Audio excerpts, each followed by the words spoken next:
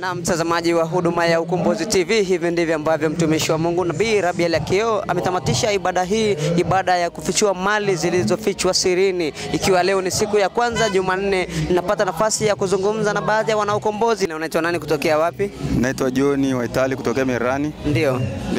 Katika ibada ya siku ya leo ya kufichua mali zilizofichwa sirini, ilikuwa jinsi gani umemuona Mungu? Nimeona Mungu kwa kiwango kikubwa sana, kwamba nilimwambia Mungu kwamba kama ukweli ni nabii wa Mungu leo naomba nione, na kweli Mungu akaniona na nabii akaniita mbele akatamkia neno la baraka. Ndio. Alhamisi ni siku ya pili ya ibada hii, umejiandaaje? Alhamisi siku ya pili nimejiandaa vizuri, Mungu akinijalia nitaweza kufika hapa katika madhabahu hii hapa ya Ukombozi. Pata nafasi ya kualika watu watatu ambao natamani washiriki na wewe katika hiyo siku ya Alhamisi katika ibada hiyo. Natamani kualika tena mama yangu, rafiki zangu na watoto wangu. Bwana Yesu asifiwe. Amina. Unaitwa nani, kutokea wapi? Mimi naitwa Obedi Natai. Natokea Usariva. Ndio. Ni kwa jinsi gani umemwona Mungu ikiwa leo ni siku ya kwanza ya kurejesha mali zilizofichwa sirini? Kweli kwa hakika nimekutana na Mungu na amenitendea mambo makuu ya ajabu na naendelea kumshukuru na kumtukuza. Ndio. Alhamisi ni siku ya pili ya ibada hii, umejipangaje siku hiyo ya Alhamisi? Naomba Mungu anipe nguvu nikaweze kuhudhuria kama siku zote. Basi pata nafasi ya kualika watu watatu ambao unatamani nao siku ya Alhamisi waweze kushiriki pamoja na wewe katika ibada. Nitaalika hata zaidi ya hapo, Mungu akinijalia. Ndio. Namuona Mungu kwa yote aliyotendea. Ndio.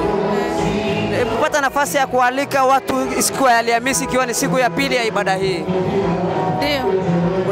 Unatamani uwe nani na nani wafike siku ya Alhamisi?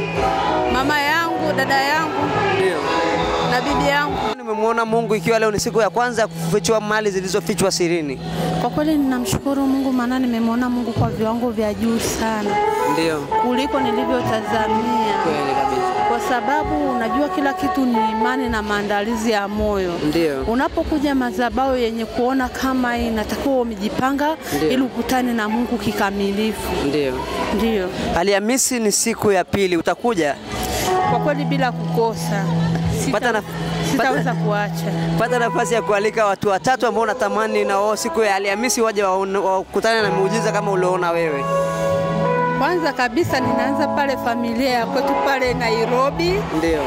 Boma la kwa mzee Mtua pale Machakos. Ndio.